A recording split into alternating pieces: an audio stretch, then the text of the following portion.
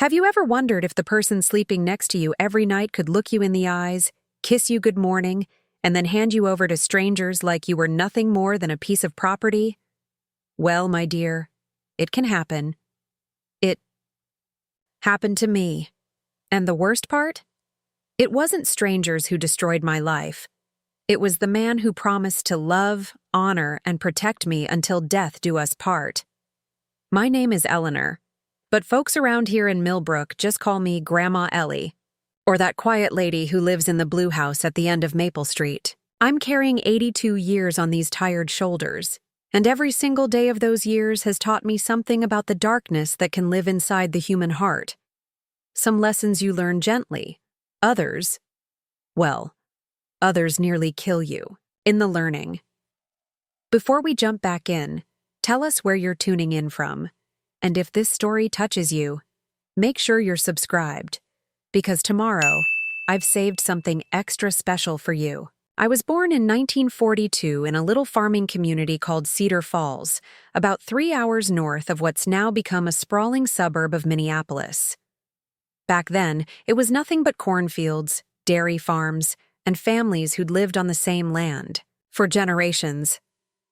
My father, Robert Mitchell, was a decent man who worked his fingers to the bone trying to make our small farm profitable. My mother, Catherine, was one of those women who could stretch $1 until it screamed and make a feast out of nothing but potatoes and hope. We weren't rich. Lord knows we weren't rich. But we had something that money can't buy. We had each other, and we had integrity. My father used to say that a person's word was the only currency that truly mattered in this world. Eleanor, he'd tell me while we were milking the cows in the early morning mist, you can lose everything you own, but if you keep your honor, you can always build it back up again. I was the middle child of 5, 2 older brothers myself, and 2 younger sisters. James and William, my older brothers, were built like oak trees and twice as stubborn. They took after our father in that way, solid and dependable. My younger sisters, Margaret and Sarah, were delicate little things who seemed to float through life like dandelion seeds on a summer breeze. I fell somewhere in between, not as sturdy as my brothers, not as fragile as my sisters, but with a spine made of something that wouldn't bend easy. School was a luxury we couldn't always afford. When harvest time came, or when one of the animals was sick, education took a back seat to survival. But my mother made sure we could all read and write, and she taught us arithmetic by having us help with the farm accounts. Numbers don't lie, she used to say, and neither should you. The first 15 years of my life were hard, but honest. We knew where our next meal was coming from because we grew it ourselves. We knew our neighbors because we'd helped them through difficult times, and they'd helped us. There was a rhythm to life, a predictability that made you feel safe even when money was tight and the future uncertain. Everything changed in the summer of 1958. I was 16 then, with long auburn hair that caught the sunlight and freckles, across my nose that my mother said made me look like I'd been kissed by angels. I'd started to notice boys, and more importantly, they'd started to notice me. But there was one boy who caught my attention like no other. Thomas Hartwell. Thomas was 21, which seemed impossibly sophisticated to my 16-year-old eyes. He'd come to Cedar Falls from Chicago, claiming he was looking to invest in farmland and start a more peaceful life away from the city. He was handsome in that smooth, polished way that was so different from the rough farm boys I'd grown up with. Where they had calloused hands and sunburned necks, Thomas had soft palms and wore pressed shirts even on the hottest days. He rented a room above Murphy's General Store and made a point of introducing himself to all the local families. When he came to our farm, ostensibly to discuss purchasing some of our land, he spent more time looking at me than at our property boundaries. My father noticed, of course. Robert Mitchell didn't miss much. That boy's got city polish. My father said to my mother one evening when they thought I was asleep. Too much polish. Makes me wonder what he's trying to hide underneath all that shine. But I was 16 and foolish, and Thomas Hartwell was everything I thought I wanted. He brought me flowers, not wildflowers picked from the roadside like The local boys would do, but actual store-bought roses that cost real money. He took me to the picture show in the next town over, where we watched romantic movies and shared popcorn in the dark. He told me stories about Chicago, about buildings so tall they scraped the sky and restaurants where you could eat food from countries I'd never even heard of. Most importantly, he made me feel special. In a family of 5 children on a struggling farm, being special was something I'd never experienced before. When Thomas looked at me, I felt like I was the only person in the world who mattered. The courtship lasted 8 months. Looking back now with 8 decades of experience, I can see all the warning signs I missed then, the way he never wanted to meet my friends from school. How he always steered conversations away from his past in Chicago whenever I asked specific questions. The fact that he never seemed to work, yet always had money for our dates and gifts. But at 16, those red flags looked like romantic mystery. I thought I was living in one of those picture shows we watched together, where the sophisticated stranger sweeps the small-town girl off her feet and carries her away to a better life. My parents were concerned, but not in a way that set off alarm bells. They thought Thomas was too old for me, too different from our way of life. They worried that I was too young to make such a serious decision. Normal parental concerns about their teenage daughter's first serious boyfriend. "Eleanor, honey, my mother said one afternoon while we were canning peaches, "Are you sure about this boy? He seems like he comes from a different world than ours." "That's exactly why I like him, Mama," I replied, not understanding that different worlds sometimes have different moral codes. "He's going to show me things I never would have seen if I stayed here." How right I was about that, and how wrong I was about everything else. When Thomas proposed in March of 1959, I said yes without hesitation. We were married that June in a small ceremony at our local church. I wore my mother's wedding dress, altered to fit my smaller frame, and carried a bouquet of wildflowers that my sisters had picked that morning. My father walked me down the aisle, with tears in his eyes, and I thought they were tears of joy. Years later, my sister Margaret told me that our father had confided to our mother the night before the wedding that he felt like he was feeding his daughter to a wolf. But he'd raised me to make my own decisions, and he respected my choice even when he feared it was the wrong one. The first year of marriage was everything I'd dreamed it would be. Thomas rented us a nice house in Millbrook, a larger town about 50 miles from Cedar Falls. It had indoor plumbing, electric lights in every room, and a telephone, luxuries I'd never had growing up. He bought me new clothes, took me to fancy restaurants, and treated me like a queen. I got pregnant right away, which filled me with joy. Thomas seemed pleased too, talking about how our son would have all the advantages he'd never had growing up. We never discussed what would happen if the baby was a girl. In Thomas's mind, our first child would obviously be male. When little David was born in April of 1960, I thought my life was complete. He was a beautiful baby with Thomas's dark hair and my green eyes. For those first few months, we were a happy family.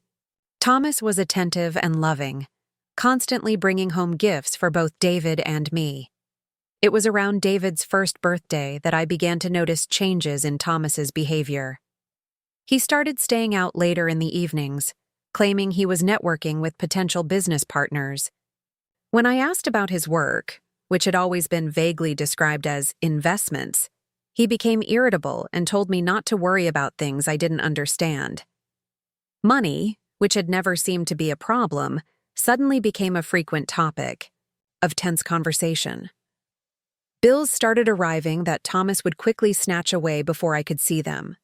The phone would ring at odd hours, and Thomas would take the calls in another room, speaking in hushed, urgent tones. "Eleanor, I need you to start being more careful with spending," he told me one evening in late 1961. "Things are tight right now, but it's just temporary. I've got some big deals in the works. I tried to economize, but we were already living pretty modestly, despite Thomas's earlier extravagance. I started making more meals at home instead of going to restaurants. I stopped buying new clothes for myself and focused on taking care of David's growing needs. That's when I first heard about the poker games. Thomas had always enjoyed card games. It was one of the things that had attracted me to him initially. He seemed so confident and sophisticated when he played cards with my brothers or the other men at church socials. But these new poker games were different. They were serious, high-stakes affairs with men whose names I didn't recognize and whose faces I never saw. "It's business, Eleanor," Thomas explained when I asked why he was coming home at 3 a.m. with whiskey on his breath and sometimes with less money than when he'd left. "These men control a lot of the investment opportunities in this region. I have to maintain relationships with them if I want to succeed." I believed him because I wanted to believe him. Because the alternative, that my husband was a gambling addict who was slowly destroying our financial security, was too terrible to contemplate. By 1962, when David was 2 years old, the cracks in our perfect life had become impossible to ignore. We'd had to move to a smaller house because Thomas claimed the rent on our nice place had become unreasonable. My jewelry, wedding gifts from Thomas's family that I'd never met, started disappearing piece by piece. Thomas always had explanations. He was having the pieces cleaned or appraised or reset in more modern settings. I was pregnant again, which should have been a joy but instead filled me with worry about how we'd support another child. Thomas seemed pleased about the pregnancy, but in a distracted way, like his mind was always somewhere else. The poker games became more frequent, and Thomas's mood swings became more pronounced. After a good night, he'd come home with flowers and promises that our troubles were over. After a bad night, he'd be sullen and angry, snapping at me for minor infractions and spending the next day in bed with what he claimed were headaches. It was during this time that I first met some of Thomas's poker associates. They would occasionally come to our house for smaller games, and I was expected to serve them drinks and snacks while staying quiet and invisible. These men made me uncomfortable in ways I couldn't articulate at the time. They looked at me differently than Thomas did, and they spoke about women in general in ways that made my skin crawl. There was Frank Morrison, a thick-set man with cold, blue eyes who owned several businesses around the county that always seemed to operate just on the edge of the law. Carl Davidson, tall and thin with a nervous laugh, dealt in used cars and had a reputation for selling vehicles that would break down just after the warranty expired. And Richard "Richie" Sullivan, who was younger than the others but carried himself with an arrogance that suggested he'd inherited rather than earned his position in their group. When they were in my house, I felt like prey being circled by predators. They were always polite to my face, complimenting my cooking and asking after little David. But there was something underneath their courtesy that made me want to lock myself in the bedroom until they left. "Your wife's a real beauty, Tommy," I heard Frank Morrison say one evening when they thought I was out of earshot. "You're a lucky man." "Yeah, well, luck's been in short supply lately," Thomas replied with a bitter laugh that I'd never heard from him before. That conversation should have been a warning. But I was too focused on trying to hold our family together to understand its implications. I was 7 months pregnant, caring for a toddler, and watching our financial situation deteriorate day by day. I didn't have the emotional energy to analyze the darker meanings behind casual comments from my husband's gambling friends. Our second child, a daughter we named Susan, was born in December of 1962. She was as beautiful as David had been, with Thomas's dark hair and a sweet disposition that made her easy to love. But Thomas's reaction to having a daughter instead of another son was notably cooler than his response to David's birth. "Well, I suppose one of each is good," he said when he first held Susan, but I could hear the disappointment in his voice. The medical bills from Susan's birth put additional strain on our already precarious finances. Thomas became increasingly desperate and erratic. The poker games went from twice a week to nearly every night. He'd leave the house around 8 in the evening and sometimes not return until the next afternoon, exhausted and often empty-handed. By the spring of 1963, I knew we were in serious trouble. The landlord had visited twice about late rent payments. The grocery store owner had quietly mentioned that our credit was reaching its limit. David needed new clothes because he was growing so fast, and Susan required constant attention as a new baby. I tried talking to Thomas about getting a regular job, something steady that would provide consistent income instead of the boom and bust cycle of his gambling wins and losses.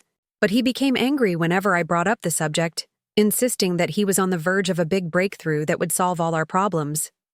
"You don't understand how business works, Eleanor," he'd snap. "These things take time. I can't just throw away years of relationship building to go work in some factory like a common laborer."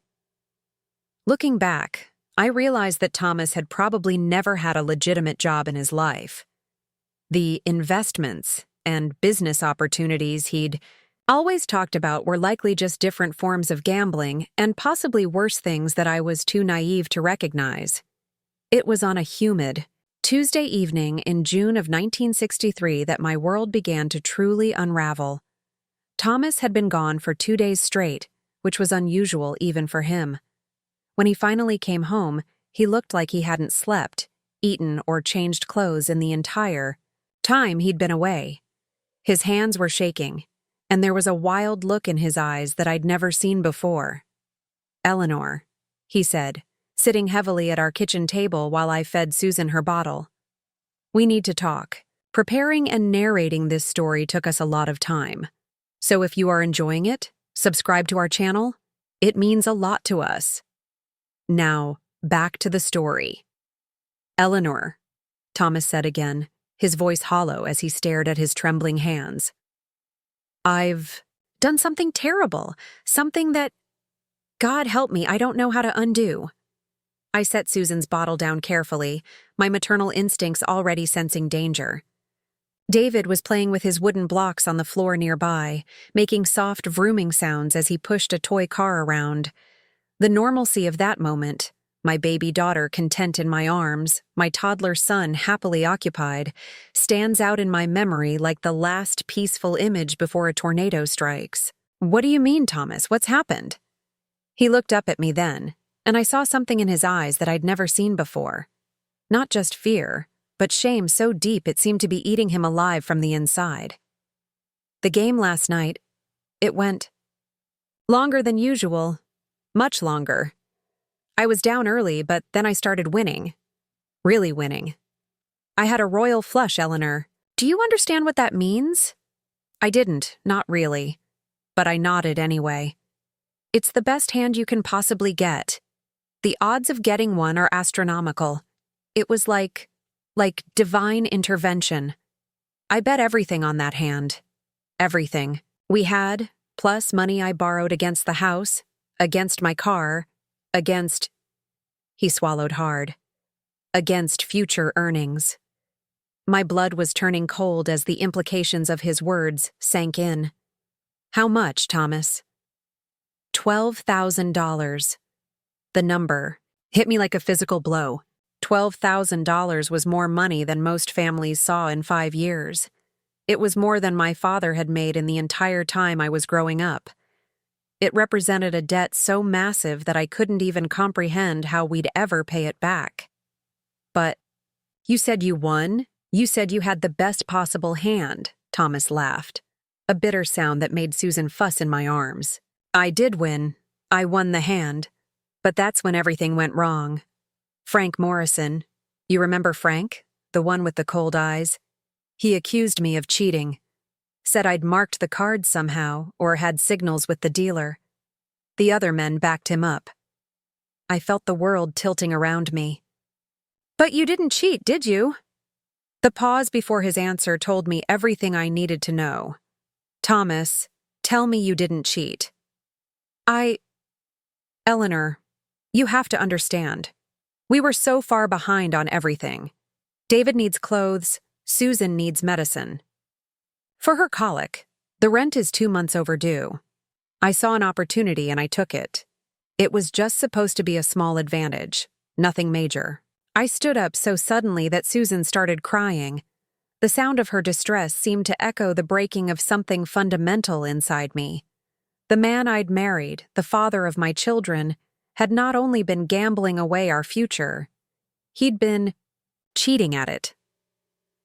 "So what happens now?" I asked, bouncing Susan gently while my mind raced through possibilities.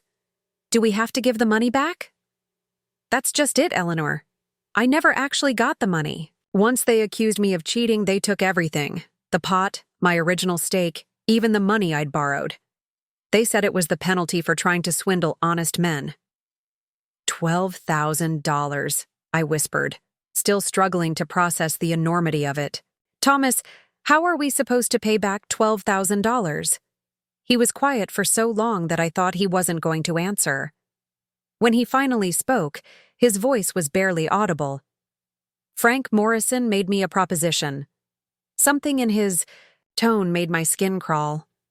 I sat back down, holding Susan closer to my chest as if I could protect her from whatever was coming next.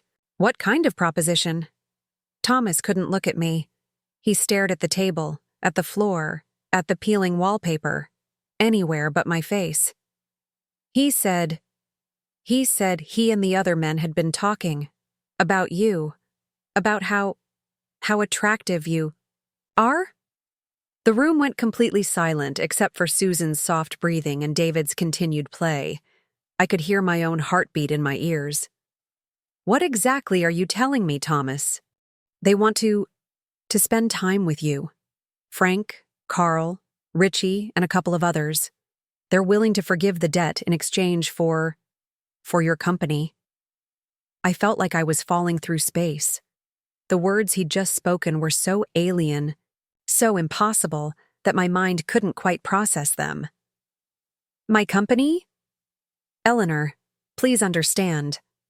I told them no immediately. I said I'd find another way to pay them back, but they laughed at me. They asked what job I was going to get that would pay $12,000, plus the interest they're charging. Interest? 20% per month. The mathematical impossibility of ever escaping such a debt hit me like a sledgehammer. Even if Thomas could find steady work, which seemed unlikely given his complete lack of legitimate job experience, we'd be paying interest alone for the rest of our lives. "So you told them no," I said, clinging to that hope. Thomas's continued silence was answer enough. "Thomas, look at me. Look at me right now and tell me you said no." When he finally met my eyes, I saw the answer written across his face. He'd said yes. My husband, the father of my children, the man who'd promised to love and protect me, had agreed to trade me to his gambling associates like I was a piece of property. "It would just be temporary," he said quickly, as if the details might somehow make the horror of it more palatable. Frank said maybe 6 months, possibly less if they get tired of the arrangement. And you wouldn't have to do anything you didn't want to do. They just want your company. Someone to cook for them, clean their houses, maybe serve drinks during their card games. I stared at him, this stranger wearing my husband's face. "And you believe that? You actually believe that 3 men would forgive a $12,000 debt just to have someone cook and clean for them?"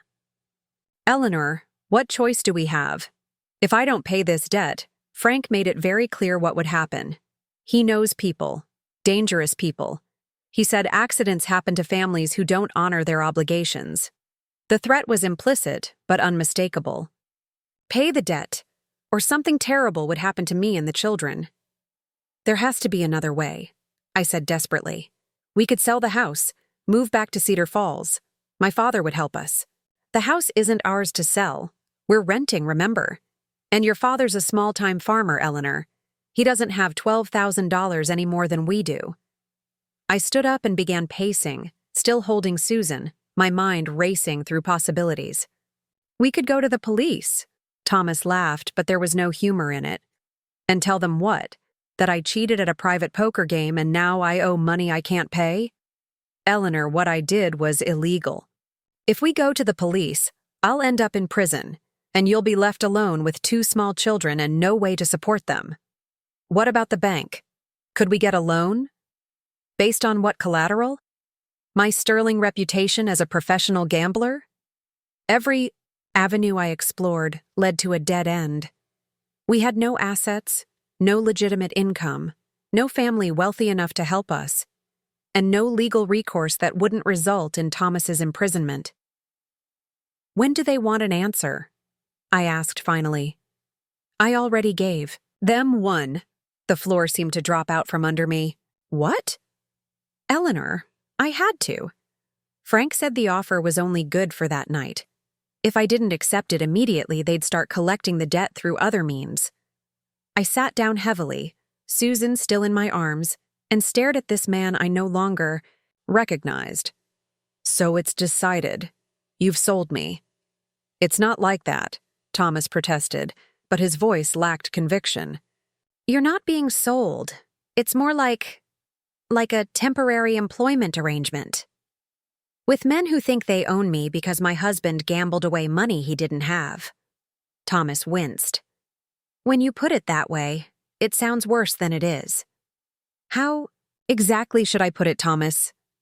How should I describe the fact that my husband has agreed to hand me over to his poker friends in exchange for debt forgiveness? David had stopped playing and was looking at us with the confused expression of a child who senses adult distress but doesn't understand its source.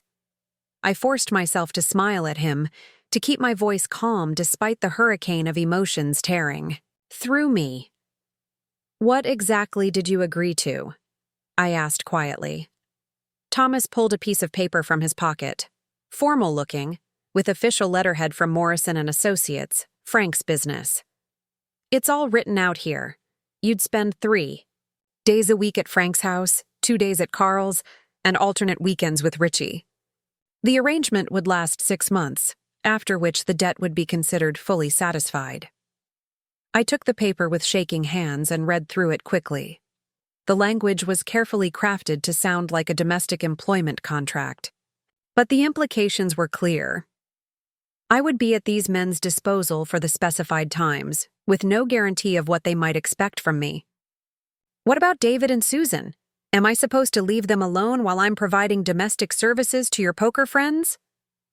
Frank said you could bring them with you. He has a big house with plenty of room. The idea of exposing my children to whatever these men had planned for me was even more horrifying than the thought of leaving them behind. And you really believe this is about cooking and cleaning? Thomas couldn't meet my eyes again. Frank gave me his word that you'd be treated with respect. Frank Morrison's word. The same Frank Morrison who accused you of cheating and stole $12,000 from you. That's whose word you're trusting with your wife's safety. Eleanor, please. I know how this looks, but what choice did I have? If I'd said no, we'd all be in danger. At least this way there's an end to it. 6 months and we're free and clear. I looked down at Susan, sleeping peacefully in my arms. Completely unaware that her father had just bartered away her mother's freedom. David had gone back to his toys, but he kept glancing at us with worried eyes. When do I start? I asked, my voice barely above a whisper. Monday morning. Frank wants you at his house by 8 o'clock. Monday was 4 days away. 4 days to figure out how to protect my children and myself from whatever these men had planned. 4 days to somehow find an alternative to this nightmare scenario. I need some time to think, I said, standing up with Susan. Eleanor, there's nothing to think about. The decision's been made. I turned and looked at him. Really looked at him, for what felt like the first time since I'd said I do 4 years earlier. No, Thomas, you made a decision. You decided to gamble with money we didn't have. You decided to cheat. You decided to accept an offer that treats your wife like property, but I get to decide how I respond to those decisions. What does that mean? It means I'm going to spend the next 4 days figuring out how to survive whatever you've gotten us into. And if I do survive it, if I make it through these 6 months, then you and I are going to have a very different conversation about our marriage. I took David by the hand and led him to his room, leaving Thomas sitting alone at the kitchen, table with his shame and his terrible choices. As I tucked my son into bed that night, I made a silent promise that somehow, some way, I would find a way to protect him and his sister from the consequences of their father's betrayal. What I didn't know yet was that Frank Morrison's idea of respect and mine were going to be very different things. And I certainly didn't know that the 6 months Thomas had agreed to would turn into something much longer and much worse than either of us had imagined. Those 4 days between the conversation and Monday morning passed like a fever dream. I barely slept, spending my nights staring at the ceiling while Thomas snored beside me, seemingly unburdened by what he'd condemned me to. During the day, I held my children closer than usual, memorizing the weight of Susan in my arms and the sound of David's laughter, terrified that I might never experience these simple joys again. I tried to plan, but how do you prepare for the unknown? I packed a small bag with clothes for myself and the children, though I had no idea what would be appropriate for whatever Frank Morrison had in mind. I made sure David's favorite stuffed rabbit was included, and extra diapers for Susan. Such normal, motherly preparations for such an abnormal situation. Sunday evening, I put the children to bed early and sat down with Thomas one final time. "Tell me everything you know about these men," I said. "If I'm going to survive this, I need to understand what I'm walking into." Thomas fidgeted with his coffee cup, unable to meet my eyes. "Frank Morrison owns Morrison and Associates. It's a collection agency, but he also does other kinds of business. Real estate, some construction projects. He's been married twice, divorced both times. No children that I know of." "What kind of man is he?" "Careful, methodical. He doesn't lose his temper often, but when he does..." Thomas shuddered. "I saw him break a man's fingers once, over a $200 debt. Just snapped them like twigs, calm as you please." My stomach lurched, but I pressed on. "What about Carl Davidson?" "Car dealer, like I told you before. He's got a reputation for being aggressive with women. There have been rumors about his sales ladies, why they don't stay employed very long, but nothing's ever been proven." "And Richard Sullivan?" "Richie's the youngest, maybe 28 or 29. His father left him a construction business when he died last year. The boy's got a mean streak and no sense of consequences. He drinks too much and has opinions about how women should behave that are old-fashioned." Each description made my situation sound worse. I was being handed over to a violent debt collector, a sexual predator, and an entitled drunk. And Thomas spoke about them like they were merely unfortunate business associates rather than the monsters he was feeding me to. Is there anything else I should know? Any weaknesses? Anything I could use to protect myself? Thomas looked genuinely puzzled by the question. "Eleanor, you're overthinking this. They just want someone to take care of their houses, maybe serve drinks during card games. You're making it sound like something sinister." I stared at him in disbelief. "Thomas, these men are collecting a $12,000 debt by taking possession of your wife for 6 months. If that doesn't sound sinister to you, then you're either incredibly naive or willfully blind." Monday morning arrived gray and drizzling, as if the weather itself disapproved of what was about to happen. I dressed in my most conservative outfit, a long-sleeved blue dress with a high neckline and a hem that fell well below my knees. I braided my hair back severely and wore no makeup.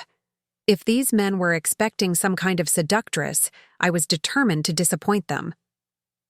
Thomas drove us to Frank Morrison's house in his battered Ford, the same car he'd apparently used as collateral in his gambling debts. The children were unusually quiet during the ride, as if they sensed the tension radiating from both their parents. Frank Morrison lived in the nicest part of Millbrook, in a large colonial-style house with white columns and perfectly manicured landscaping. It was the kind of house I'd dreamed of living in when I first married Thomas, back when I thought his mysterious business dealings would eventually make us wealthy. Thomas parked in the circular driveway and turned to me with what I suppose he thought was an encouraging smile. "Remember, just be polite and do what they ask. 6 months will go by faster than you think. I wanted to slap him. Instead, I gathered Susan into my arms and took David's hand. Come on, sweetheart, I said to my son. We're going to stay with Mr. Morrison for a few days. Frank Morrison answered the door himself, dressed in an expensive-looking suit despite the early hour. He was shorter than I remembered from the times he'd visited our house, but broader through the shoulders, with prematurely gray hair and those cold blue eyes that seemed to look right through you. Mrs. Hartwell, he said with exaggerated courtesy, welcome to my home, and these must be the children. He bent down to David's level, and I instinctively pulled my son closer to me. What's your name, young man?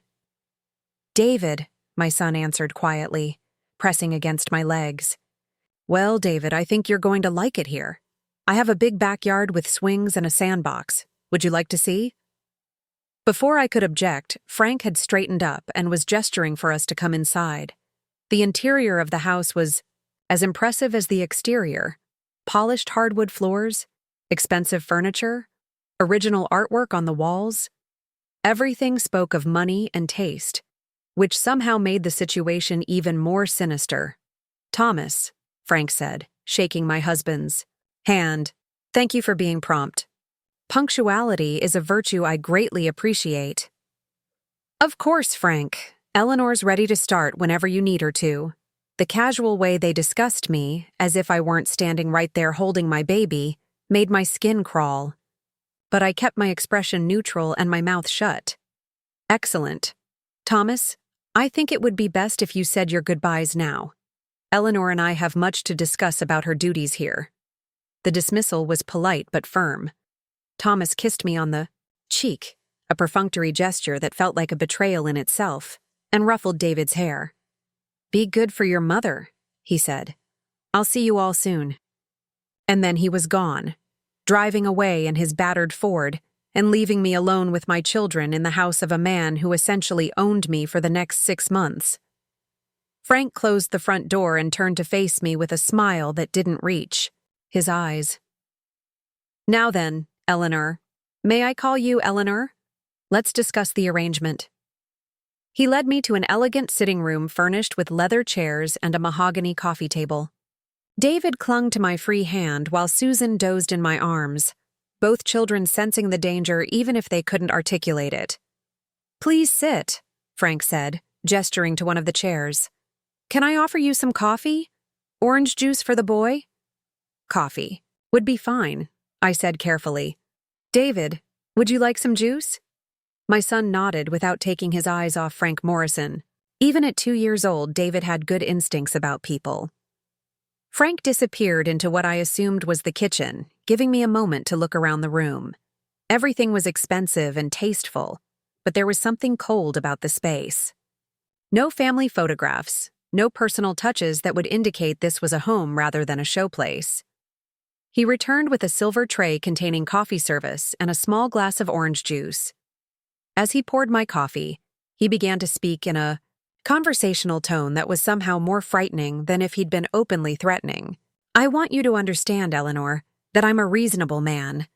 I don't believe in unnecessary unpleasantness, and I have no desire to make this arrangement more difficult than it needs to be. However, I do expect certain standards to be maintained.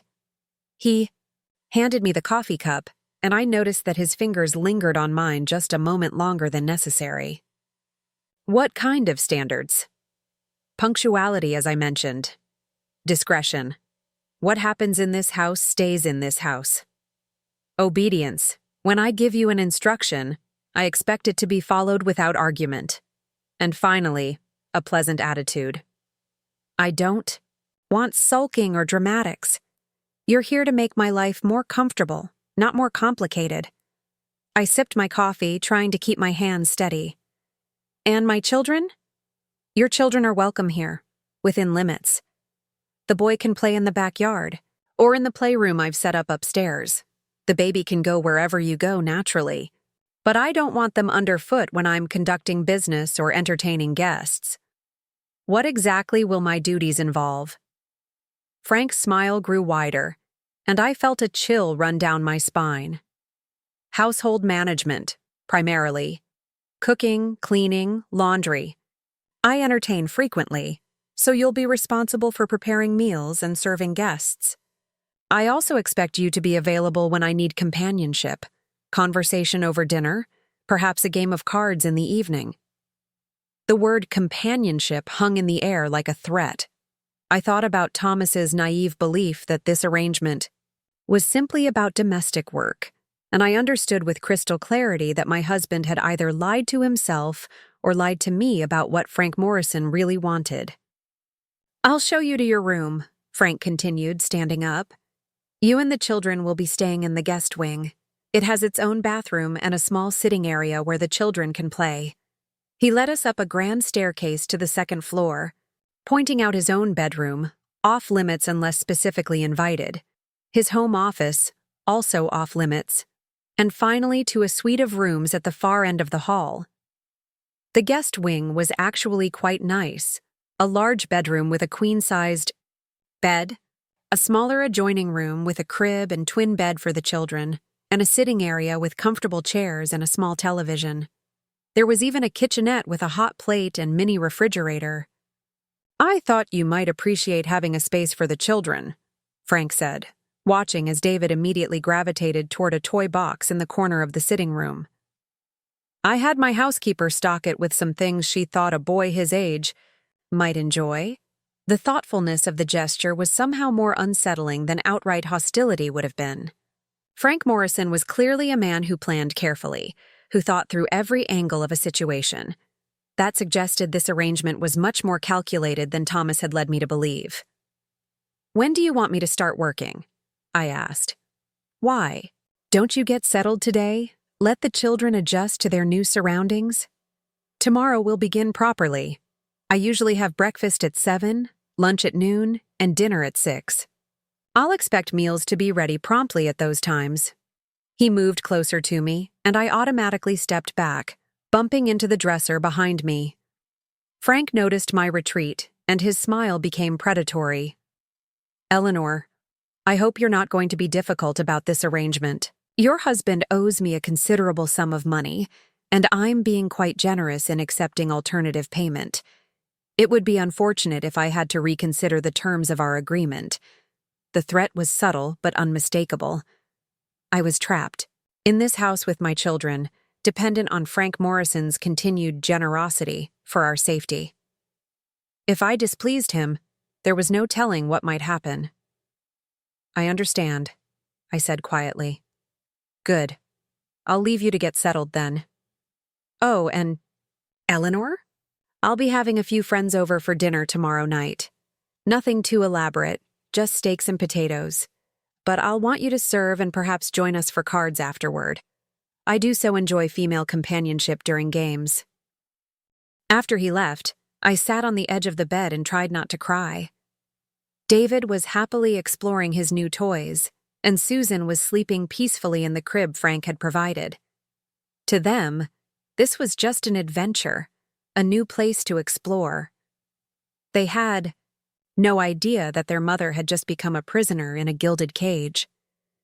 That first night, I lay awake listening to the sounds of the unfamiliar house and planning. 6 months seemed like an eternity, but I would endure it. I would protect my children and find a way to survive whatever Frank Morrison and his associates had planned for me. What I didn't know yet was that Frank's dinner party the next evening would introduce me to horrors I couldn't have imagined, and that the companionship he expected would test every limit of my endurance and dignity.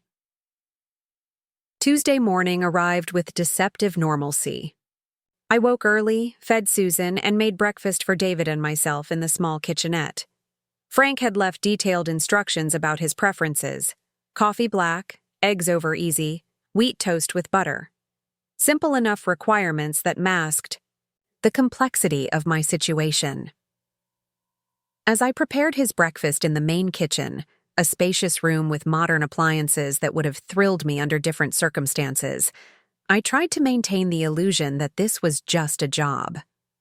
Just cooking for an employer, nothing more sinister than that. Frank appeared at exactly 7 o'clock, dressed in a pressed shirt and tie despite having no apparent job to go to. "Good morning, Eleanor. I trust you slept well?" "Yes, thank you," I lied, placing his breakfast before him with steady hands. He ate methodically, occasionally commenting on the food or asking polite questions about the children. To an outside observer, we might have looked like a normal household, the master of the house and his competent housekeeper sharing a pleasant morning meal. But I noticed things that made my skin crawl. The way his eyes followed me as I moved. Around the kitchen, how he lingered over his coffee, clearly in no hurry to leave me alone. The casual way he mentioned that his housekeeper, Mrs. Patterson, would be coming by later to show me where everything was kept. "Mrs. Patterson has been with me for 3 years," he said, buttering his toast with precise movements. "She's very discreet and minds her own business. I'm sure you'll find her helpful." The emphasis on discreet wasn't lost on me. Whatever happened in this house, Mrs. Patterson had been trained not to see or hear anything that might be inconvenient. For Frank Morrison. After breakfast, Frank retreated to his office while I explored the house more thoroughly. The kitchen was well stocked with expensive cuts of meat and quality ingredients. The dining room featured a mahogany table that could seat 12, set with china and crystal that probably cost more than most people's cars.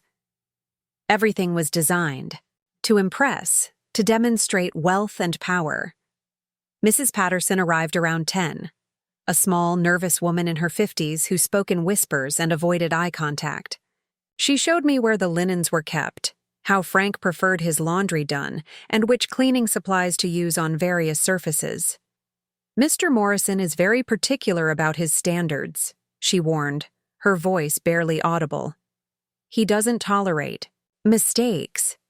"What happens if you make a mistake?" I asked. Mrs. Patterson's face went pale, and she glanced around as if Frank might be listening. "Just don't make mistakes. And whatever you see or hear in this house, you keep to yourself. Mr. Morrison values privacy above all else." After she left, I spent the afternoon preparing for the dinner party. Frank had specified steaks for 4 people, along with roasted potatoes, green beans, and a salad. Simple food, but he expected it prepared perfectly. The children napped in the afternoon, giving me time to think about what the evening might bring. Frank had mentioned joining them for cards, but I suspected that was just the beginning. Men didn't forgive $12,000 debts in exchange for someone to flip cards with them. Around 4 o'clock, Frank appeared in the kitchen wearing a different suit, this one dark blue and obviously expensive.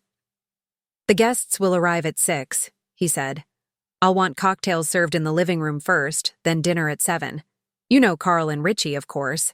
The third man is someone new, Walter Hayes. He's a business associate from the state capitol." I nodded, not trusting my voice to remain steady. "Oh, and Eleanor? I've laid out something for you to wear tonight. It's on your bed upstairs." After he left, I climbed the stairs with dread pooling in my stomach. On my bed was a dress I'd never seen before. Red silk, low-cut, with a hem that would fall well above my knees. Next to it were stockings, high-heeled shoes, and jewelry that sparkled. Under the bedroom lights, the message was clear. I wasn't expected to serve dinner as a dowdy housekeeper. I was being presented as entertainment. I stared at the outfit for a long time, weighing my options. I could refuse to wear it, but that would likely result in consequences I couldn't predict. I could try to run, but where would I go with 2 small children and no money? Frank had made it clear that cross him would void our agreement, leaving Thomas's debt intact and our family in danger. In the end, I put on the dress. It fit perfectly, which meant Frank had been planning this for longer than the few days since Thomas made his deal. He'd had me measured somehow, probably by Mrs. Patterson during one of her visits to our old house. I looked at myself in the mirror and barely recognized the woman staring back. The red dress transformed me from a modest young mother into something that looked like it belonged in a different world entirely. A world where women were objects to be displayed and used. David was playing quietly with his toys when I came downstairs, and he looked up at me with confusion. "Mama, why are you wearing that fancy dress?" "I have to work tonight, sweetheart. You and Susan are going to stay upstairs while Mama serves dinner to Mr. Morrison's friends. Can I come down and say hello?" "No, baby. You need to stay in our room tonight. Promise Mama you won't come downstairs, no matter what you hear." The row? Gravity in my voice must have reached him because David nodded solemnly. "I promise, Mama." At 6 o'clock exactly, the doorbell rang. Through the kitchen window, I watched Frank greet his guests with handshakes and backslapping, the jovial host welcoming friends to his home. Carl Davidson looked exactly as I remembered. Tall, thin, with nervous energy that made him seem like he was always looking for an escape route. Richie Sullivan had put on weight since I'd last seen him, his face red and bloated from too much drinking. The third man, Walter Hayes, was older than the others, maybe 50, with silver hair and the kind of expensive clothes that suggested serious money. Frank led them into the living room while I prepared cocktails on a silver tray.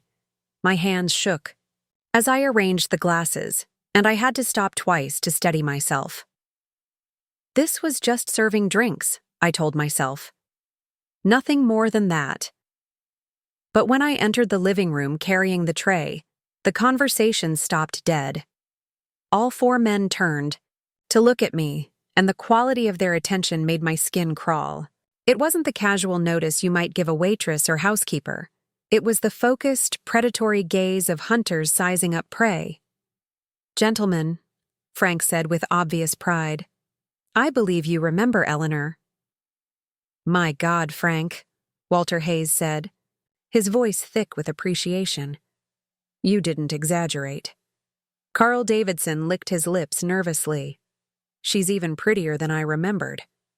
Richie Sullivan just stared, his small eyes traveling up and down my body with undisguised lust. I served the drinks in silence, acutely aware of how the red dress clung to my figure, and how the men's eyes followed my every movement. When I bent to set Walter's drink on the coffee table, Frank cleared his throat. "Eleanor, why don't you join us for a moment? The gentleman would like to get reacquainted." I perched on the edge of an empty chair, trying to keep my knees together and the dress pulled down as much as possible. Frank noticed my discomfort and smiled. "Relax, Eleanor. We're all friends here." Walter Hayes leaned forward, studying me like I was a piece of art he was considering purchasing. "Frank tells me you have children." "Yes, sir. A 2-year-old son and a baby daughter." "And where are they tonight?" "Upstairs, sleeping." "How convenient," Walter murmured, and the other men chuckled.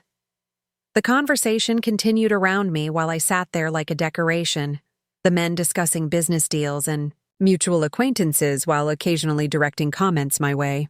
They asked about my background, my marriage, my children, personal questions that had nothing to do with household duties and everything to do with establishing dominance. After what felt like hours but was probably only 30 minutes, Frank announced that dinner was ready. I excused myself to the kitchen, grateful for even a temporary escape from their scrutiny. Serving dinner was torture. The dining room was dimly lit with candles, creating an intimate atmosphere that made everything feel more sinister. The men had moved past business talk and were now sharing stories and jokes that grew progressively more crude as they consumed more alcohol.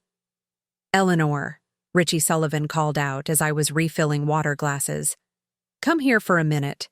I approached. His chair cautiously and without warning, he grabbed my wrist and pulled me closer. "You know, I've been thinking about you ever since Frank told us about this arrangement." His grip was strong enough to leave bruises, and I could smell the whiskey on his breath. "Mr. Sullivan, please let go of my arm." "In a minute. I just want to get a better look at what we're getting for Tommy's debt." Frank cleared his throat. "Richie, let the ladies serve dinner. There'll be plenty of time to get acquainted later." The promise in those words made my blood run cold, but Richie released my arm with obvious reluctance. The meal seemed to last forever. I stood against the wall between courses, a living piece of furniture for the men to admire while they ate and drank. They discussed me as if I weren't there, comparing my appearance to women they'd known, speculating about my experience, and making crude jokes about Thomas's gambling skills. Poor Tommy, Carl Davidson said, cutting into his steak. Loses his shirt at cards and has to put up his wife as collateral. Must be embarrassing for a man. Not as embarrassing as what's going to happen when he finds out we're getting a lot more than housework for our money, Walter Hayes added, and the table erupted in laughter. I felt sick to my stomach, but I forced myself to remain calm and professional. These men wanted to see me break down, wanted to watch me crumble under the weight of their threats and implications. I wouldn't give them that satisfaction. After dinner, Frank suggested they move to his study for cigars and cards. Eleanor, please join us. We're going to need someone to serve drinks and keep us company. The study was smaller than the living room, more intimate, with leather chairs arranged around a felt-covered card table. Frank dealt the cards while I poured bourbon and tried to make myself invisible in the corner. But invisibility wasn't what they had in mind. Eleanor, Frank called without looking up from his cards. Come stand behind Walter. He could use some luck tonight. I moved to stand behind Walter Hayes's chair and immediately felt his hand on the back of my leg, just above the knee. I jerked. Away instinctively, but he grabbed my wrist. Now, Eleanor. Frank's right. I do need some luck. And I've always found that a beautiful woman's touch brings good fortune at cards. His other hand moved higher up my leg, and I looked desperately at Frank, hoping he would intervene. Instead, he was watching with obvious amusement. Gentlemen, Frank said, setting down his cards, I think it's time we discussed the real terms of our arrangement. Frank Morrison set his cards face down on the green felt and looked directly at me with those cold blue eyes. Walter Hayes still had his hand on my leg, his grip tightening as if he sensed I might try to flee. The room fell silent except for the ticking of an ornate grandfather clock in the corner. Eleanor, Frank began, his voice calm and measured. I think there's been a misunderstanding about your role here. Your husband may have told you this was about cooking and cleaning, but Thomas has always been a man who sees what he wants to see rather than what's actually in front of him. I tried to pull away from Walter's grasp, but his fingers dug deeper into my thigh. What do you mean? Frank smiled, but there was no warmth in it. I mean that a $12,000 debt plus interest isn't forgiven in exchange for someone to fold laundry and make breakfast. That kind of money buys something much more valuable. Carl Davidson giggled nervously, the sound sharp and unpleasant in the thick atmosphere of the study. Richie Sullivan leaned back in his chair, his bloated face flushed with alcohol and anticipation. The truth is, Frank continued, Thomas offered you as collateral for his gambling debts months ago. The night he lost $12,000 wasn't his first big loss. It was simply the one that exhausted his credit with us entirely. The words hit me like physical blows. That's not possible. He would have told me if we were in debt before that night. Walter. Hayes laughed, a harsh sound that made my skin crawl. Would he? Thomas struck me as the type of man who would let his house burn down before admitting he'd been playing with matches. You see, Eleanor, Frank said, standing up and moving to pour himself another bourbon, your husband has been borrowing against your services for quite some time. The arrangement we have now was always the inevitable conclusion. I felt the world tilting around me. You're lying. Am I? Think back, Eleanor. Those nights when Thomas came home very late, claiming he'd won big at cards. Did you ever see any of that money? Did your financial situation ever actually improve after his supposed wins? The horrible truth was that it hadn't. Thomas would come home boasting about his luck at the tables, but our bills never got easier to pay. Our circumstances never improved. I'd attributed it to poor money management, never imagining that his wins were actually deeper debts being accumulated in my name. How long, I whispered. The first time Thomas mentioned putting you up as collateral was about 8 months ago, Frank said, settling back into his chair. He owed Carl here about $500 and couldn't pay. Instead of breaking his legs, Carl agreed to let Thomas work off the debt by bringing you to serve drinks at a private party. Carl Davidson's nervous giggle filled the silence again. She was so innocent then. Wore that little blue dress buttoned up to her neck, kept her eyes down the whole night, but we could see the potential. After that, Frank continued, Thomas found it very convenient to use your services as currency. A night of your companionship here, an evening serving dinner there. Small debts at first, but they added up. You're saying my husband has been trading me for months without my knowledge? Oh, you never actually did anything inappropriate, Walter Hayes said, his hand moving higher up my leg despite my attempts to twist away. Thomas always made sure to limit the arrangements to legitimate domestic work, but we were patient men. We knew that eventually his luck would run out completely. Richie Sullivan spoke for the first time since dinner, his words slightly slurred. Tommy always thought he was smarter than everyone else. Thought he could keep dancing around the real payment without ever having to deliver the goods. But the $12,000 was too much, Frank said. There was no more dancing around it. Thomas had to choose between honoring his debts or facing the consequences of defaulting on money borrowed from very serious people. I thought about that terrible night when Thomas had come home shaking and desperate, about his insistence that he'd had no choice but to accept Frank's proposition. Now I understood that it hadn't been a single moment of weakness. It had been the culmination of months of smaller betrayals. So, what exactly are you expecting from me? I asked, though I was terrified to hear the answer. Frank set down his bourbon and looked at each of his companions before returning his gaze to me. For the next 6 months, you belong to us, not as a housekeeper or cook, but as entertainment, companionship of a more intimate nature. The euphemisms didn't soften the blow. They were telling me they expected me to prostitute myself to pay my husband's gambling debts. And if I refuse, then Thomas's debt remains in full force with interest compounding daily, Walter Hayes said, his breath hot against my arm as he leaned closer. Plus, we'd have to explain to our business associates that the Hartwell family doesn't honor their agreements.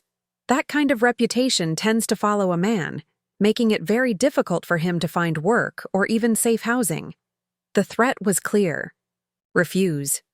And they would destroy Thomas's ability to support our family while still demanding payment of an impossible debt. My children and I would be left destitute and still in danger. Of course, Frank added, if you're cooperative and make this arrangement pleasant for everyone involved, we're prepared to be quite generous. Your children will be well cared for. You'll have nice clothes, good food, comfortable accommodations. And at the end of 6 months, all debts will be forgiven. Completely. What does cooperative mean exactly? Carl Davidson stood up and moved closer, his nervous energy making him pace around my chair like a predator circling prey. It means you do what you're told, when you're told, without arguments or dramatics. It means you smile and act like you're enjoying yourself, even when you're not. It means you remember that you're here by choice, Richie added, his small eyes glittering with malice. Because you could always leave, if you're willing to accept the consequences for your family. Walter Hayes's hand had moved to my waist, his fingers tracing patterns on the silk fabric of the red dress. And it means you understand that we're not paying $12,000 for someone who's going to lie there like a dead fish. The crude directness of his words made me feel sick, but also angry. These men were discussing my body like it was merchandise they'd purchased, planning their use of me with the casual entitlement of customers who'd paid for a service. I need time to think, I said, trying to stand up. Walter's grip tightened, keeping me in place. I'm afraid thinking time is a luxury we can't afford, Eleanor. Thomas's debt is accumulating interest every day. The sooner we begin this arrangement, the sooner you can start working it off. Frank walked over to a wall safe hidden behind a painting and withdrew a thick folder. Everything is documented here. Thomas's gambling losses, the dates and amounts of previous arrangements, the terms of our current agreement. Your husband signed papers making this arrangement legally binding. He handed me the folder and I opened it with trembling hands. Page after page of IOUs, gambling markers, and formal contracts, all bearing Thomas's signature. The earliest documents dated back almost a year, proving that my husband had been systematically trading away my freedom for much longer than I'd imagined. At the bottom of the stack was a contract titled Personal Services Agreement, with my name typed in as the service provider. Thomas had signed it, along with Frank Morrison as the recipient of services. The language was carefully crafted to sound like a legitimate employment contract, but the implications were unmistakable. "This isn't legal," I said, though even as I spoke the words, I knew they probably were. "You can't force someone into this kind of arrangement." "Force?" Frank raised his eyebrows in mock surprise. "Who's forcing anyone? Your husband voluntarily entered into a business agreement. You're free to honor that agreement or suffer the consequences of breaking it. That's not force, that's business." Walter Hayes leaned closer, his voice dropping to a whisper that only I could hear. "Besides, Eleanor, once you get used to the idea, you might find you enjoy it more than you expect. We're not monsters. We can be very generous to women who please us." His hand moved to my neck, fingers tracing my collarbone above the neckline of the dress. I jerked away reflexively, and his expression hardened. "Of course, we can also be very unforgiving to women who disappoint us." Carl Davidson stopped, pacing, and clapped his hands together suddenly, making me jump. "Enough talk. I think it's time for Eleanor to demonstrate her commitment to this arrangement." "What do you mean?" I asked, though I dreaded the answer. Frank consulted his pocket watch. "It's nearly 10 o'clock. I think a private consultation with each of us would be appropriate to establish the parameters of our relationship going forward." "Tonight?" "Tonight," Richie confirmed, lurching to his feet with the unsteady movement of a man who'd consumed too much alcohol. "We've been patient long enough." I looked around the room at the 4 men surrounding me, each one radiating a predatory hunger that made my skin crawl. Frank Morrison with his cold calculation, Carl Davidson with his nervous energy, Richie Sullivan with his entitled aggression, and Walter Hayes with his sophisticated cruelty. "My children are upstairs," I said desperately. "They might wake up. Then you'll need to be very quiet," Frank said with a smile that didn't reach his eyes. The reality of my situation crashed over me with the force of an avalanche. These men weren't going to be content with housework or serving drinks. They intended to use me as they pleased, starting tonight, and there was nothing I could do to stop them without destroying my family in the process. Walter Hayes stood up and held out his hand. "Shall we begin, Eleanor? I've been looking forward to getting better acquainted with you." I stared at his outstretched hand, knowing that taking it would be crossing a line I could never uncross. Once I submitted to their demands, I would be trapped in this nightmare until they decided to release me, if they ever decided to release me. But what choice did I have? Upstairs, my children slept peacefully, trusting their mother to protect them. If I refused now, if I fought back, they would pay the price for my defiance.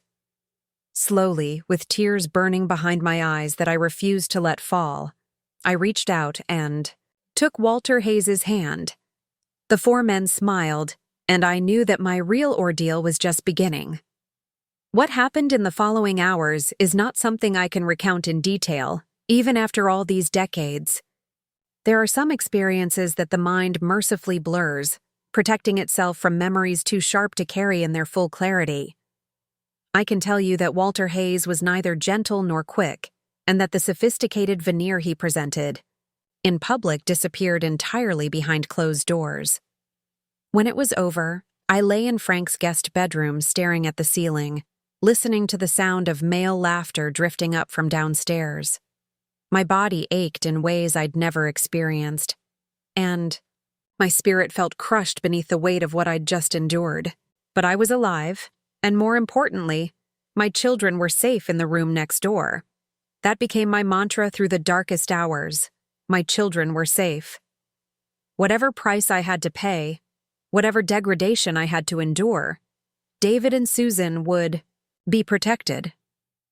It was the only thought that kept me from completely breaking apart. The next morning brought a new routine that would define the next several months of my life.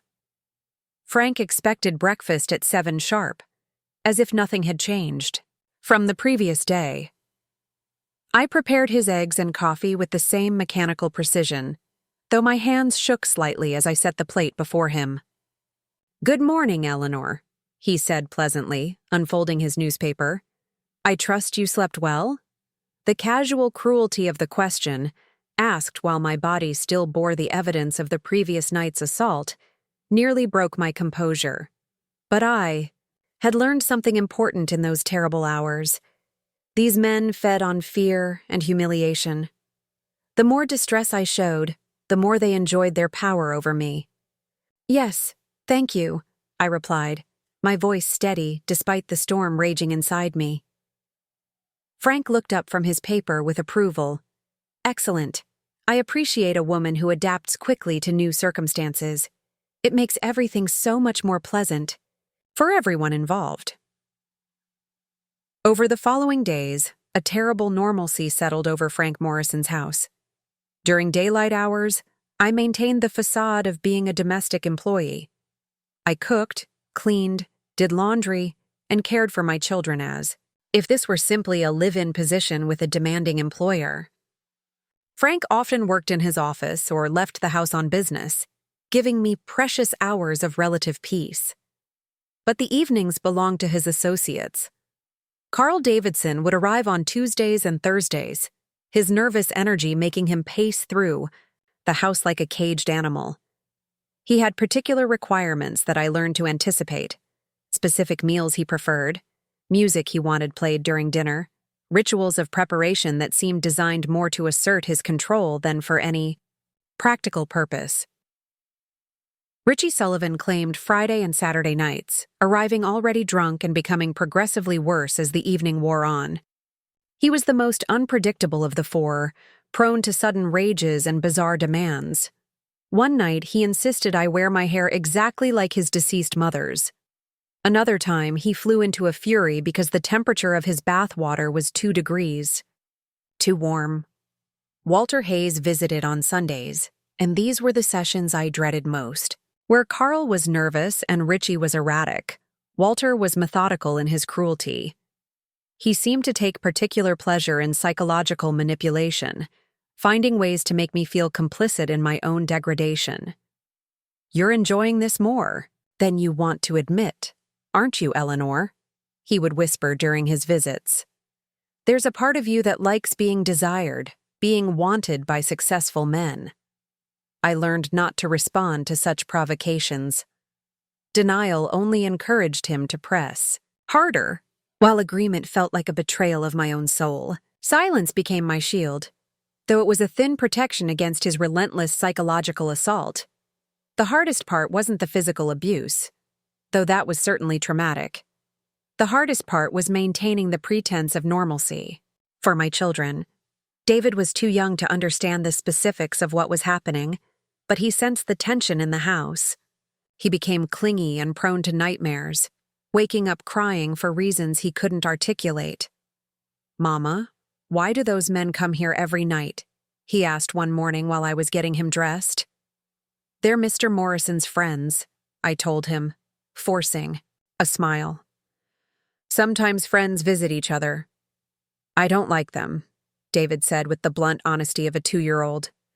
"They smell funny, and they look at you strange." Even a toddler could sense the predatory nature of these men, which made my situation feel even more hopeless. If I couldn't protect my own child from recognizing the danger we were in, how could I protect him from the consequences of it? Susan, being just a baby, was thankfully oblivious to our circumstances. She continued to eat, sleep, and play with the innocent contentment of infancy. Sometimes I would hold her for hours, drawing strength from her peaceful trust that her mother would keep her safe. 3 weeks into this nightmare, I began to notice something that would eventually prove crucial to our survival. Frank Morrison was drinking more heavily than when I'd first arrived. The careful control he'd initially displayed was slipping, replaced by a kind of desperate excess that suggested deeper problems than just collecting gambling debts. He would start with bourbon at lunch, claiming it was for his nerves. By evening, he was often slurring his words and making poor decisions. One night, he forgot to lock his office door after stumbling upstairs in a drunken stupor. Another time, he left important papers scattered across his desk when he normally kept everything filed away meticulously. During these lapses, I began to gather information. Frank's business was more complicated than I'd initially understood. Morrison & Associates wasn't just a collection agency. It was a front for loan sharking, money laundering, and what appeared to be several other illegal enterprises. The paperwork I glimpsed during my cleaning duties revealed connections to organized crime figures in Chicago and St. Louis. More importantly, I discovered that Frank was in serious financial trouble himself. The expensive house, the fine clothes, the lavish lifestyle, it was all maintained on borrowed money and increasingly desperate schemes. He owed significant sums to people who made his treatment of me look merciful by comparison. This knowledge gave me the first glimmer of hope I'd felt since arriving at his house. Men in desperate financial situations make mistakes. They take unnecessary risks and trust the wrong people. If Frank Morrison was vulnerable, then perhaps there was a way to exploit that vulnerability. I also learned about the broader network of men involved in these activities. Frank's poker games were actually business meetings where various criminal enterprises were planned and coordinated. My presence wasn't just about satisfying their sexual appetites. I was also there to serve as entertainment and distraction during serious criminal discussions.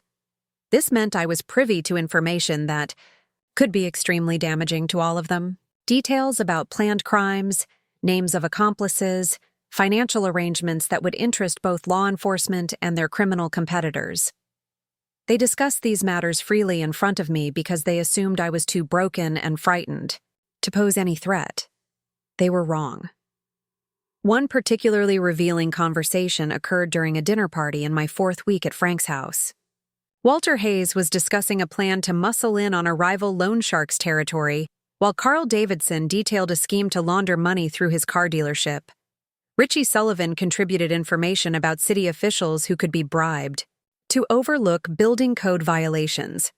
As I served their dinner and refilled their drinks, I memorized every detail.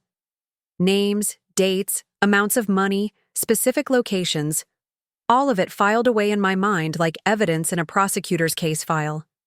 I had no immediate plan for how to use this information, but I understood instinctively that knowledge was power, and power was the only thing that might eventually secure my freedom.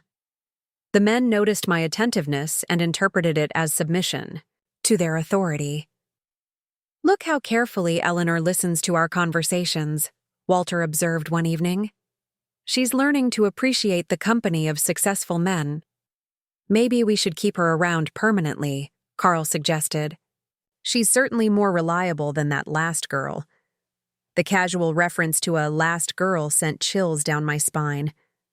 I wanted to ask what had happened to my predecessor, but I already suspected the answer wouldn't be something I wanted to hear. The weeks passed. I developed strategies for psychological survival. I created mental compartments where I could lock away the worst memories, focusing instead on small victories and future possibilities. When Carl Davidson was particularly cruel, I would remind myself of the fear I'd seen in his eyes when Frank mentioned their Chicago associates. When Richie Sullivan was drunk and abusive, I would catalog his slurred admissions about city corruption for future reference. Most importantly, I began to plan. Not for immediate escape. That was still impossible with 2 small children and no resources, but for eventual justice. These men had stolen months of my life and traumatized my family. When the opportunity arose, I would make sure they paid for what they'd done. The opportunity would come sooner than I expected, and from a direction none of us anticipated. But that's a story for another part of this long, dark journey through hell. The opportunity I'd been waiting for came in the 6th week of my captivity, on a rain-soaked Tuesday evening in August. Carl Davidson had arrived for his usual visit, but something was different. He was more agitated than usual, pacing frantically through Frank's living room while sweat beaded on his forehead despite the cool weather. "They know, Frank," he kept repeating. "The Torino family knows about the skim operation." Frank Morrison sat in his leather chair, a tumbler of bourbon already half empty in his hand. His face had the grayish pallor of a man who'd just received a death sentence. "How could they know? We were careful." "Apparently not careful enough," Walter Hayes said from the corner where he was studying Frank's collection of first edition books. "Someone's been talking to people they shouldn't be talking to." Richie Sullivan, already drunk despite the early hour, laughed bitterly. "Maybe it was one of your girlfriends, Frank. You always did have a loose tongue around pretty women." The tension in the room was palpable as I served their drinks, but this time their attention wasn't focused on me. They were too concerned with their own survival to spare much thought for their captive audience. Over the next hour, as I moved silently between the kitchen and living room, I pieced together the catastrophe that was about to engulf them all. The Torino family were Chicago-based organized crime figures who controlled much of the illegal lending and gambling operations in the Midwest. Frank and his associates had been skimming money from gambling operations that were supposed to be paying tribute to the Torinos, a betrayal that carried a death sentence in their world. "How long do we have?" Carl asked, his nervous energy making him spill whiskey on Frank's expensive carpet. "Vincent Torino is driving down from Chicago tomorrow," Walter replied. "He wants to have a personal conversation about the missing money." Frank drained his bourbon and immediately poured another. "Maybe we can work something out. Pay back what we took, plus interest." "With what money?" Richie demanded. "You've been spending like a king while skimming their profits.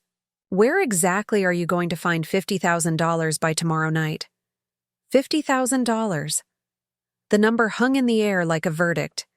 It was more money than most people would see in a lifetime, and far more than Frank Morrison could possibly raise on short notice. That's when Walter Hayes looked directly at me with those calculating eyes. "Actually, Frank, you might have an asset you haven't considered." My blood turned to ice as all 4 men suddenly focused their attention on me. "What do you mean?" Frank asked, though I could see understanding dawning in his bloodshot eyes. "Vincent. Torino has very specific tastes," Walter explained. "I heard through mutual associates that he's been looking for a particular type of woman for his private entertainment. Young, attractive, refined enough to accompany him to business dinners, but flexible enough for his other interests." Carl Davidson's nervous giggle filled the silence. "You're talking about selling Eleanor to the Torinos?" "Not selling," Walter corrected. "Trading. Eleanor's services for debt forgiveness. Vincent gets what he wants, we get to keep breathing." I felt the room spinning around me as the implications sank in. These men, who had already destroyed my life and traumatized my children, were now planning to hand me over to someone even more dangerous to save their own skins. Frank was nodding slowly, the wheels turning in his alcohol-soaked brain. "It could work. Eleanor's exactly the type Vincent prefers. Classy but broken in, if you know what I mean." "What about her children?" Richie asked. "What about them?" Walter shrugged. "Vincent won't want kids around. We'll have to make other arrangements." The casual way they discussed disposing of my children was the final straw. Something inside me snapped, not into despair, but into cold, calculating rage. These men had taken everything from me. And now they wanted to separate me from my babies to save themselves from the consequences of their own greed. I need to check on Susan, I said quietly, setting down the empty serving tray. Make it quick, Frank grunted. We have planning to do. I climbed the stairs to our room with measured steps, my mind racing.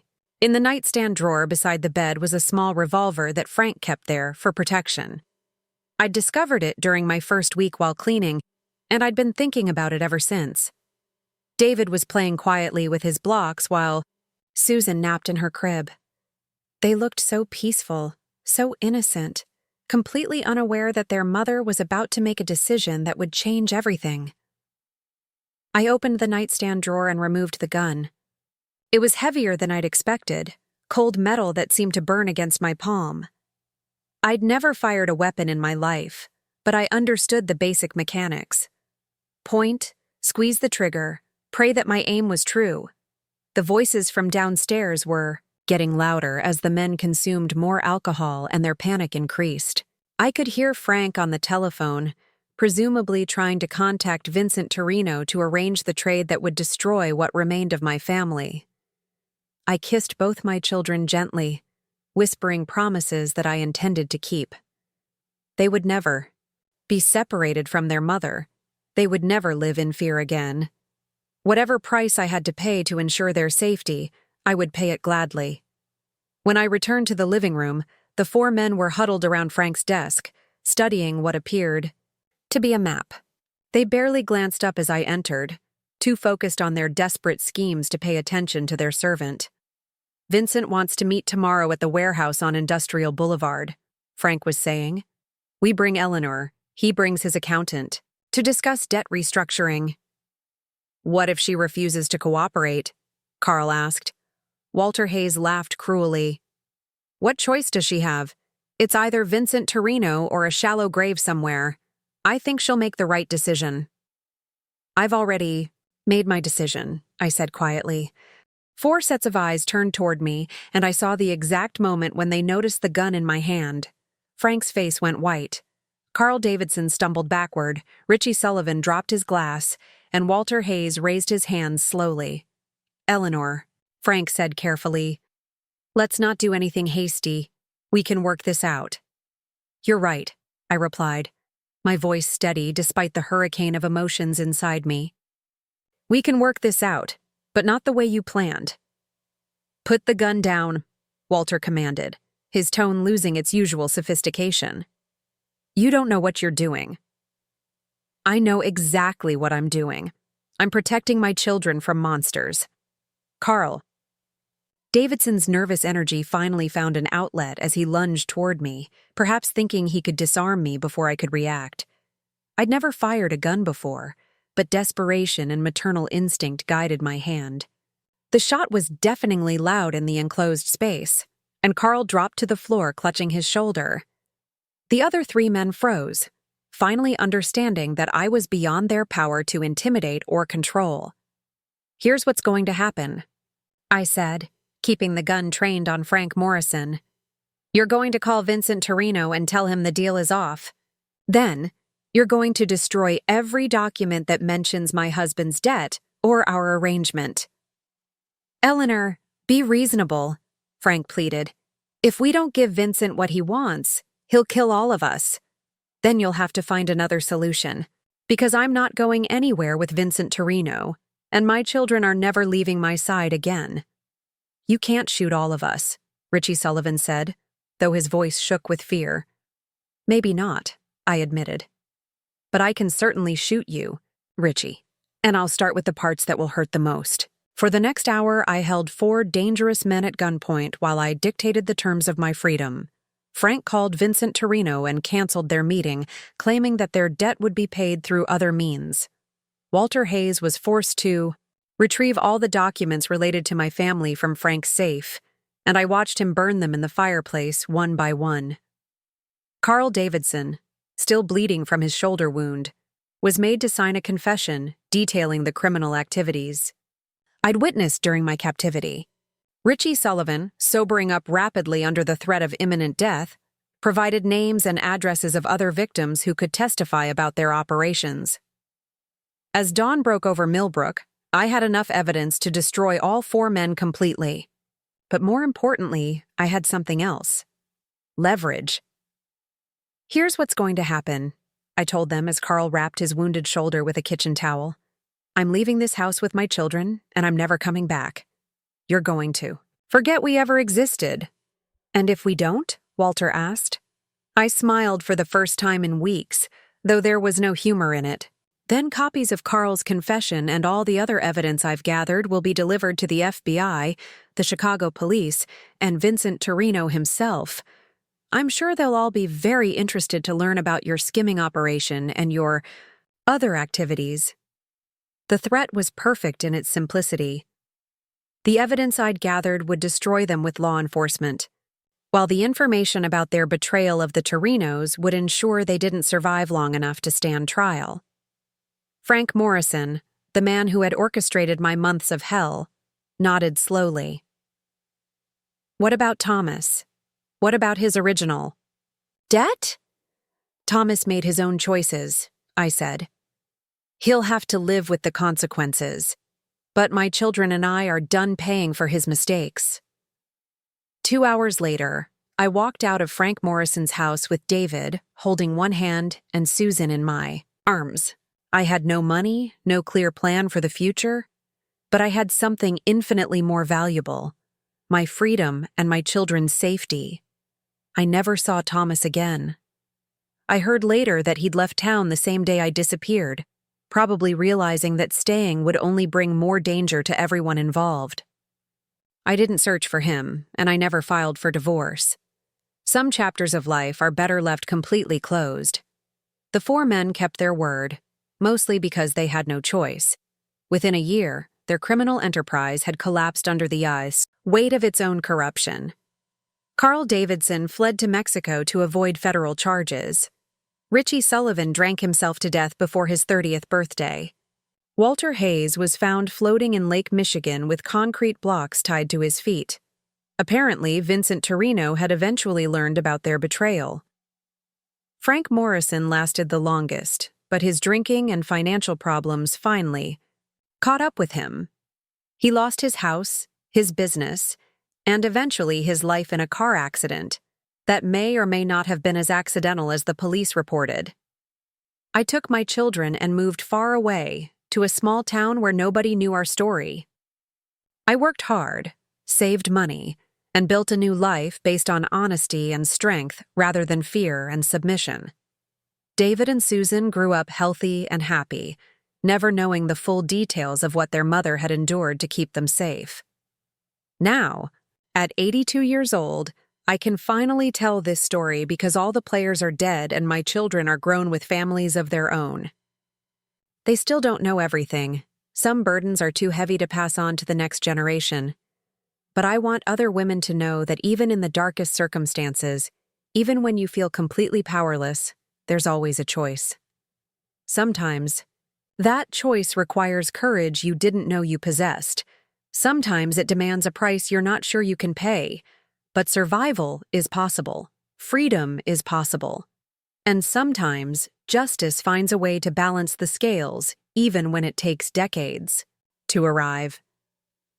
My name is Eleanor, and this is my story of how I refused to let evil men destroy my family. It's a story of survival, of maternal love, and of the strength that lives inside every woman who's ever been told she has no power. We always have power. Sometimes we just have to be willing to use it. Up next, you've got 2 more standout stories right on your screen. If this one hits the mark, you won't want to pass these up. Just click and check them out. And don't forget to like, subscribe, and turn on the notification bell so you don't miss any upload from us.